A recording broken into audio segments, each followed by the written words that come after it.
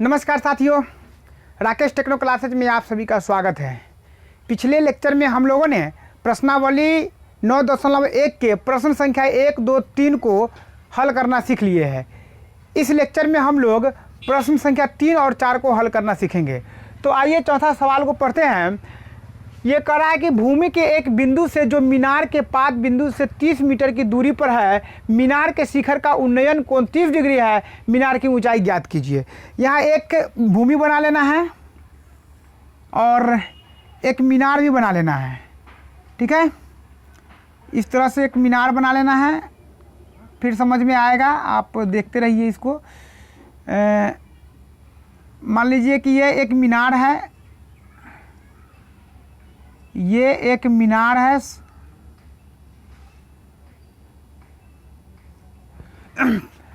एक मीनार है, करा के भूमि के एक बिंदु से ये भूमि है, मान लीजिए एक बिंदु यहाँ है जो मीनार के पाद बिंदु से मीनार के पाद बिंदु। आप यहाँ देखिए, मीनार के जो शिखर से हम परपेंडिकुलर डालते हैं, लंब डालते हैं, सीधा स्ट्रेट लाइन जो आता है, यहाँ 90 डिग्री का जो कोण बनेगा, ये हो गया पाद बिंदु, फुट ऑफ मीनार। तो कह रहा है मीनार के पाद बिंदु से 30 मीटर की दूरी पर है।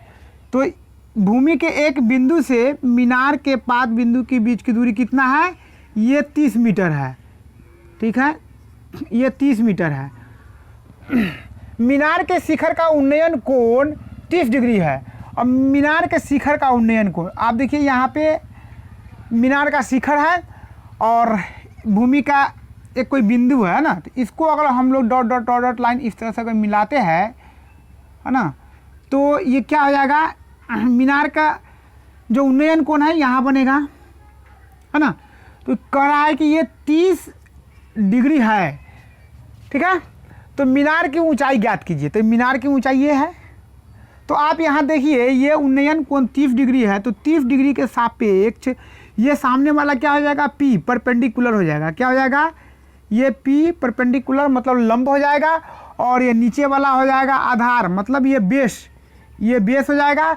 और 90 डिग्री के सामने वाला जो भुजा होता है, इसको बोलते हैं हम लोग कर्ण, जिसको हम लोग क्या बोलते हैं?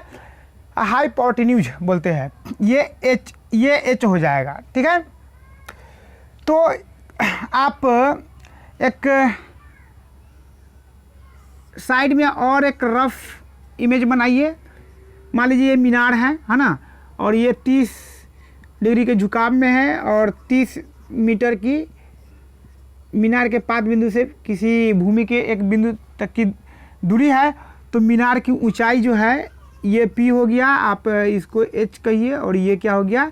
ये B हो गया। इसका नाम दे दीजिए ABC। आप यहाँ भी नाम दे सकते थे ABC। अब मीनार की ऊंचाई कह रहा है निकालने के लिए, तो ध्यान देना है कि हमें एक साइड दिया है, बेस दिया हुआ है ना, आधार दिया हुआ है, एक भुजा दिया हुआ है, 30 मीटर है। तो दूसरा भुजा कह रहा है निकालने के लिए। मान लीजिए मीनार की ऊंचाई है दूसरा भुजा, ये कह रहा है निकालने के लिए। मतलब P और B में कौन सा फॉर्मूला होता है P और B के संबंध से?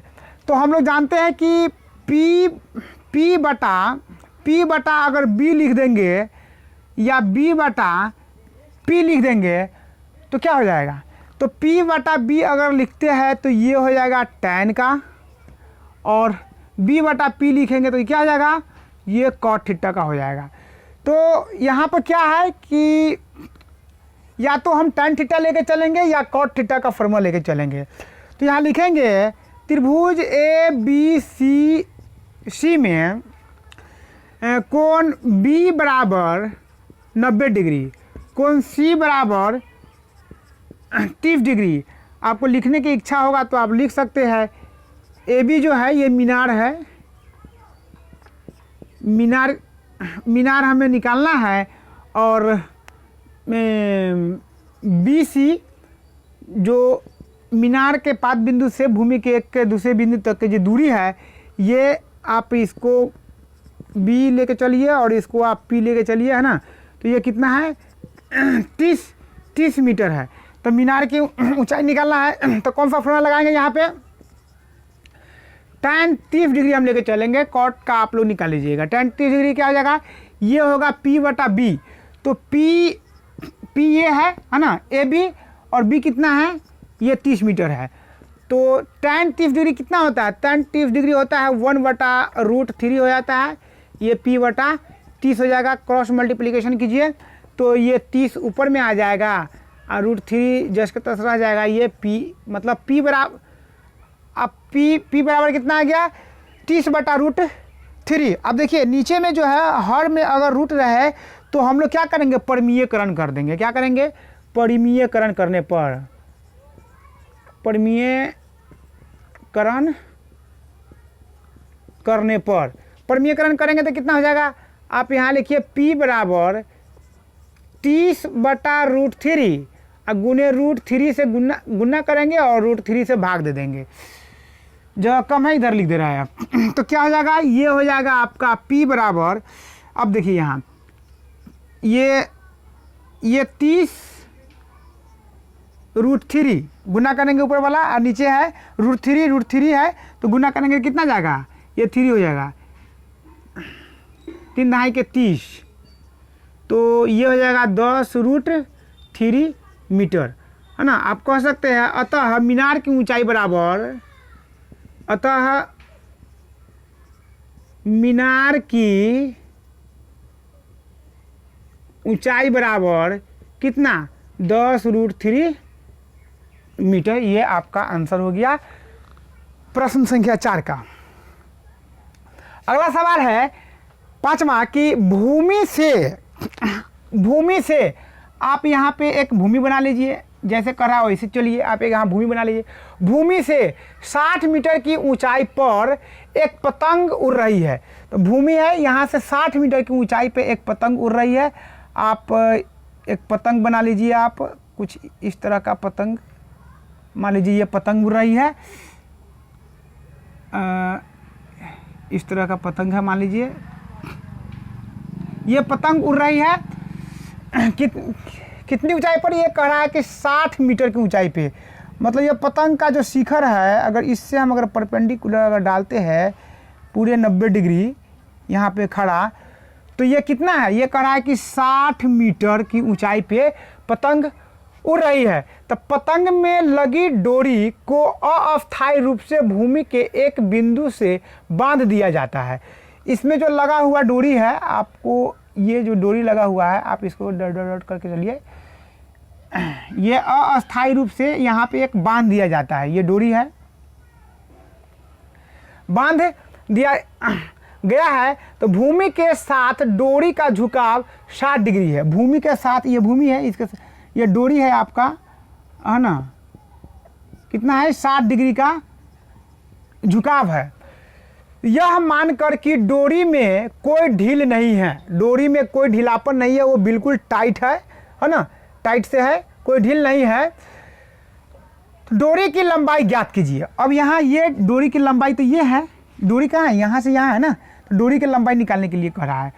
तो आपको यहाँ पे क्या है, 60 डिग्री के सापेक्ष में ये सामने वाला क्या हो जाएगा, ये परपेंडिकुलर, ये P हो जाएगा।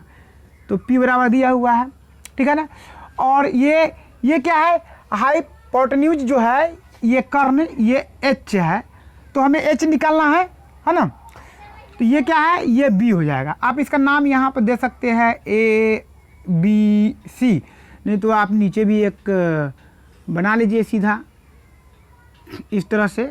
मान लीजिए यहाँ पतंग उड़ रही है ना, आप इसको ABC, ये कितने डिग्री पे है, 60 डिग्री पे है, और ये 60 मीटर की ऊंचाई पे उड़ रही है ना। ये वाला हमें निकालना है, H निकालना है, इस ढंग का है। तो आप यहाँ लिखिए त्रिभुज ABC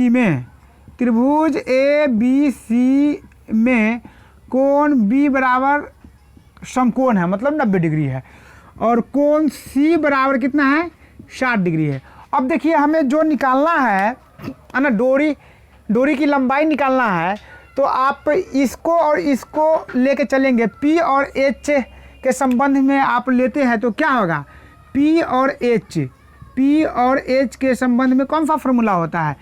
तो यहाँ देखिए P/H लिख सकते हैं या H/आप P लिख सकते हैं। P बटा H लिख रहे हैं तो कौन सा फॉर्मूला हो जाएगा, ये हो जाएगा साइन थीटा हो जाएगा, और ये क्या हो जाएगा, ये हो जाएगा कोसेक थीटा हो जाएगा, ये कोसेक थीटा का फॉर्मूला हो जाएगा, है ना, H बटा P हो जाएगा। तो आपके सामने दो रास्ता है H का मान निकालने के लिए, या तो आप साइन वाला लेके चलिए या कोसेक लेके चलिए, है ना। तो ये कोसेक आपको निकालना होगा, निकाल लीजिएगा, है ना, आसान है, कोई भारी नहीं है। हम साइन से लेके चलते हैं, तो यहाँ पर लिखेंगे साइन थीटा के जगह पे कितना है, 60 डिग्री है, 60 डिग्री बराबर P हमारा कितना है, 60 मीटर है, और H हमें निकालना है, ठीक है ना। तो साइन 60 का मान कितना होता है, √3/2 होता है, √3/2 होता है, तो ये हो जाएगा 60 बटा H। आप क्रॉस मल्टीप्लिकेशन कर लेंगे इसको हम लोग, तो क्या आ जाएगा, √3 × H = 60 × 2। तो इस प्रकार से आपका आ जाएगा H बराबर, आप लिख सकते हैं 60 × 120, ये गुना में है √3, इधर आके भाग में हो जाएगा √3। तो यहाँ भी परिमीयकरण करना होगा, क्योंकि हर में है √3 है, तो यहाँ लिखेंगे परिमीयकरण करने पर, परिमीयकरण करने पर जगह कम है, परिमीयकरण करने पर क्या हो जाएगा, आप यहाँ लिखिए H बराबर हो जाएगा 120 बटा √3 गुने √3 बटा √3, ठीक है। तो ये आ जाएगा आपको 120 √3 बटा 3, √3 × √3 कितना हो जाएगा, ये 3, ये कट के कितना होगा, 4 × 12, ये 40 आ जाएगा। मतलब ये H बराबर हो जाएगा आपका 40 √3 मीटर आ गया। आप यहाँ लिख सकते हैं, अतः डोरी की लंबाई बराबर 40 √3 मीटर, अतः डोरी की लंबाई बराबर 40 √3 मीटर, ये आंसर हो गया। तो साथियों, अगर आप लोगों को समझ में आ रहा होगा तो एक आप छोटी सी काम कीजिएगा, हमारे चैनल को आप सब्सक्राइब कर लीजिए, और अपने आसपास के जितने भी मैट्रिक की तैयारी कर रहे विद्यार्थी हैं उनको आप शेयर कर दीजिए, बता दीजिए कि हमें ये लेक्चर समझ में आ रहा है, आसानी भाषा में हम पढ़ रहे हैं, मैथमेटिक्स कोई हार्ड नहीं है, है ना, बहुत आसानी तरीक़ा से ये पढ़ा रहे हैं। तो आप लोग कम से कम एक छोटी सी काम कीजिए। तब तक साथियों, जय हिंद।